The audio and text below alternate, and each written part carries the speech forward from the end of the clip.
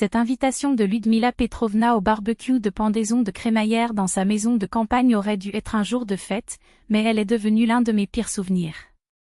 Alors qu'elle nous guidait radieusement à travers son nouveau refuge, une petite maison douillette surplombant la rivière, dans un village pittoresque à moins de 2 heures de la ville, j'ai senti une boule dans ma gorge se développer à chacun de ses mots.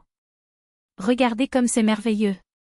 J'ai rêvé d'un endroit comme celui-ci toute ma vie, a-t-elle déclaré en désignant le porche en bois, tandis que mon mari, André, hochait la tête avec un sourire complaisant, posant des questions sur les projets de rénovation du terrain.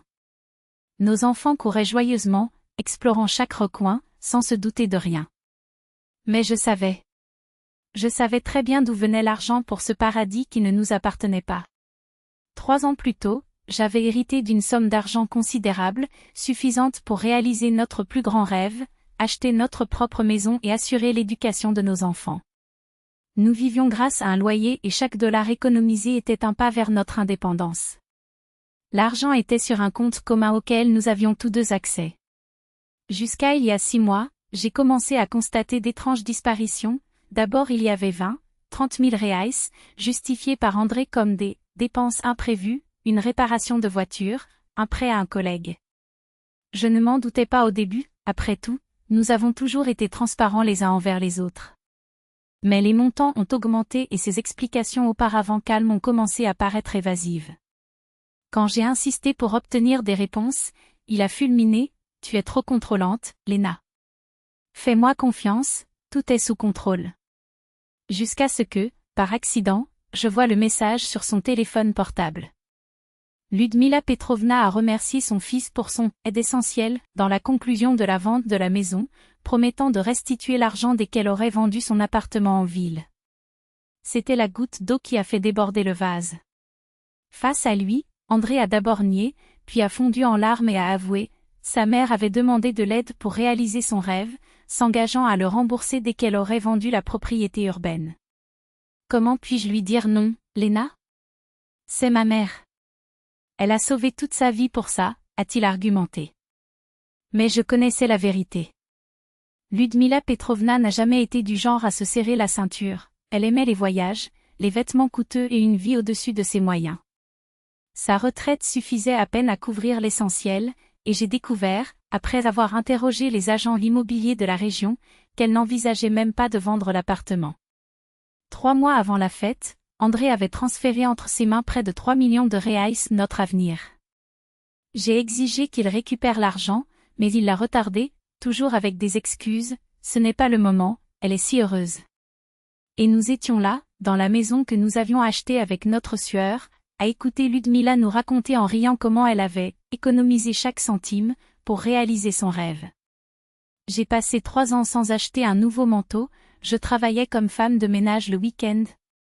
Mais ça valait le coup, dis-je, tandis que ma fille de 10 ans, ravie, demandait si nous pouvions y passer les étés. Bien sûr, mon soleil. Cette maison appartient à toute la famille, répondit la grand-mère, sans la moindre ombre de culpabilité. Chacun de ces mots était un coup dur. Je savais que je mentais, il n'y avait pas de travail supplémentaire, pas d'économie miracle. En fait, ces derniers mois, elle avait dépensé plus que jamais, comme si elle sentait le changement dans la vie à la campagne. Maman, montre le verger aux enfants, demanda André en essayant de changer de sujet. Ludmila était ravie. Ah, le verger. J'ai déjà commandé des plants de pommes et de cerises. C'était cher, mais après avoir tant économisé, je mérite une récompense. Les plants, bien sûr, avaient aussi été payés avec notre argent, j'ai vu les reçus dans la poche d'André. Tandis qu'elle exhibait fièrement chaque projet, le barbecue, le lac artificiel, le potager qui aurait besoin d'investissement, je calculais mentalement combien cela sortirait de nos poches.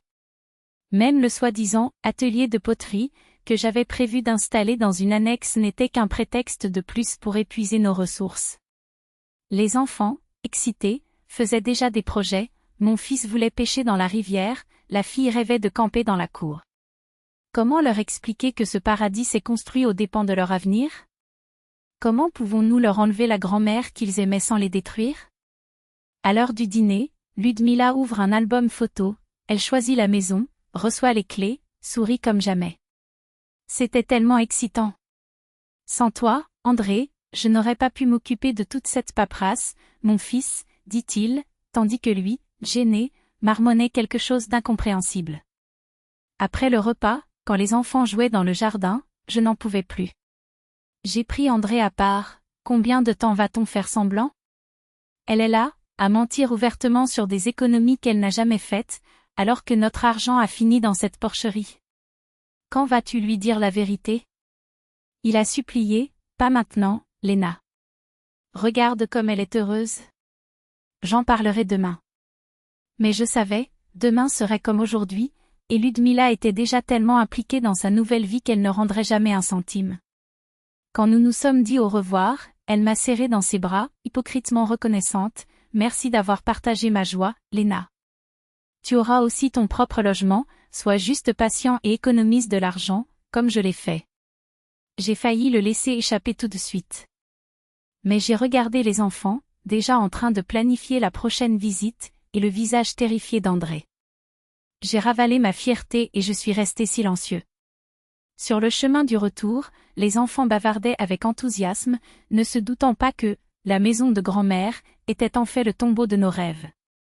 Les enfants ne pouvaient s'empêcher de décrire avec enthousiasme à quel point la maison de grand-mère était parfaite, combien ce serait incroyable d'y passer l'été, tandis que, pétrifié, je regardais par la fenêtre et pensais au jour où la vérité éclaterait. Et quand cela arriverait, ce ne serait pas seulement ma confiance en André qui s'effondrerait, ce serait aussi le lien des enfants avec leur grand-mère, construit sur un mensonge qui, petit à petit, se transformerait en cendres. Maman, quand allons-nous avoir notre propre maison? A demandé Macha avec ses yeux brillants et pleins d'espoir. Ma gorge s'est asséchée. Nos économies avaient déjà recouvert les murs de cette maison de campagne, un cadeau qui ne nous a jamais appartenu. André, à mes côtés, continuait de répéter son mantra comme s'il s'agissait d'un sortilège. Bientôt, mon amour. On l'aura bientôt. La douceur arrive, tu verras.